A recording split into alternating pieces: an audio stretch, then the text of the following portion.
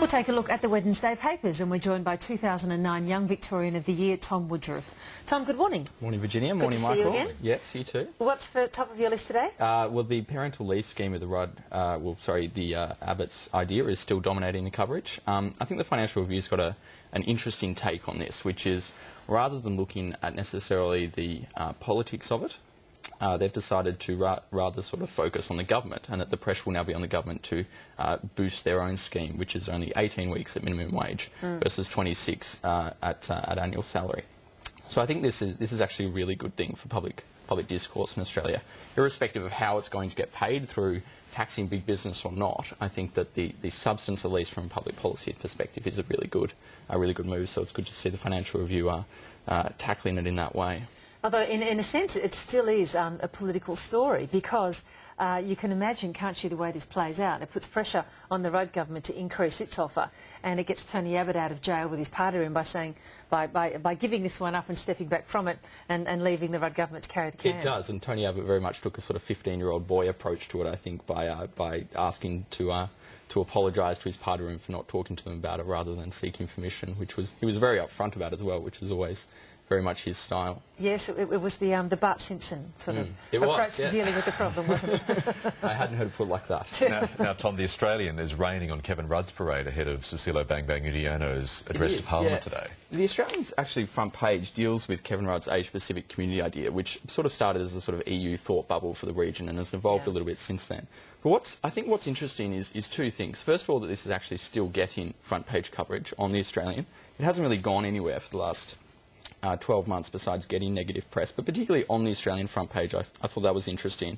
But secondly, Interesting in what way? What did you think it signified for you? Well, the Australian has sort of been very, very clear about how they think it is a sort of dead idea, and it has been from the start, and it was something that, to go back to our previous story, Rudd did without consultation with many people. But the fact that they still keep giving it front page coverage over these sort of maniacal details about world leaders who are visiting not supporting it is just, I think, pretty fascinating. They've dedicated a third of their front page to it. This will feed into their campaign against it, though, by citing Bang Bang Udiono's stringent opposition to it. That's true, but I must say it isn't necessarily stringent opposition from Udiono. There is from some other world leaders in the region, but he's sort of, I guess, in the middle ground, really. I mean, Indonesia's a dominant player in ASEAN, which is probably one of the main competitors to the idea. But the second interesting part about it is there's a throwaway line that Kevin Rudd rang him about this on Sunday night. Now, Kevin Rudd is a world leader known to phone stalk others, but the fact that he is calling the President on Sunday night ahead of his visit to talk about this idea is fascinating, I think, from a sort of diplomatic perspective. Mate, I'm going to be seeing you tomorrow. We can talk about it then. Yeah. Unpacking. Which, to some extent, maybe undermines the sort of notion of these trips. I mean, what is actually achieved by flying 7 hours when you can just call them up?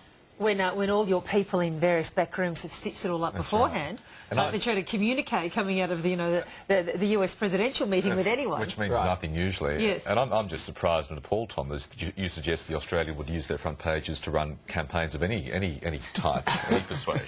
Well, I might be burning my bridges there, Michael.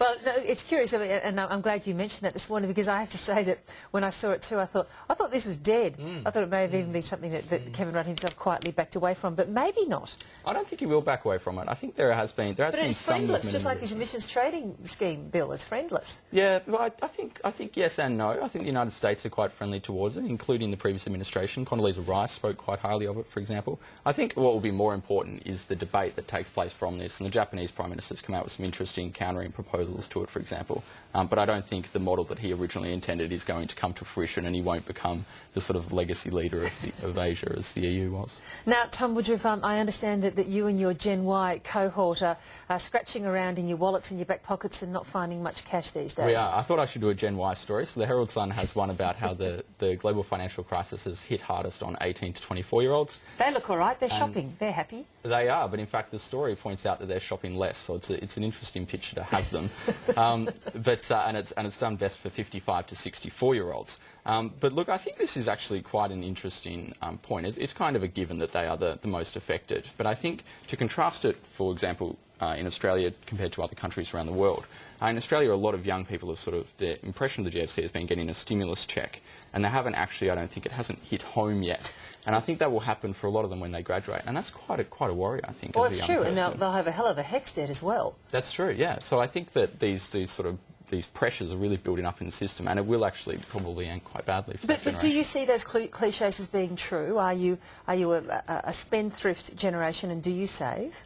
I think there's sort of differing people. I think yes. I think we spend probably more than other generations. But I think that there's a number of factors at play here. There is going to be less jobs, particularly less graduateships available. There is obviously less money that's saved, and all those sort of things. But my real point here is that for the Australian young people, at least, a lot of them have received money rather than had a negative impact so far. So that is yet to hit, I think, for them. And looking overseas, the New York Times has taken the stick to Barack Obama for paying, God forbid, too much attention to the Asia-Pacific region and not enough to other parts of the world. Yes, well, I always like to bring in a foreign article, so I thought I'd go with the New York Times. But I actually disagree with this article. I think the first half of the Obama administration focused too much on Europe. And to put in a little fact, he went to Europe 5 times last year, and he went to Asia once.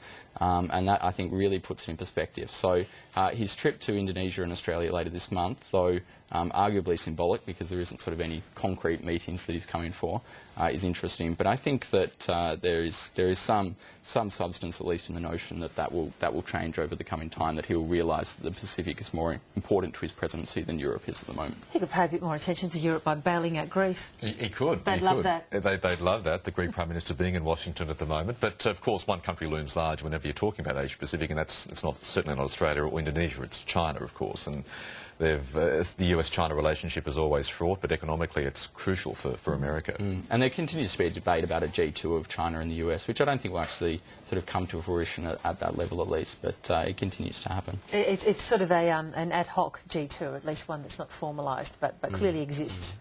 And I think that's the best framework for it going forward as well. Thom Woodroofe, good to see you. Thanks so much. Good to see you too. Thank you. Thank you.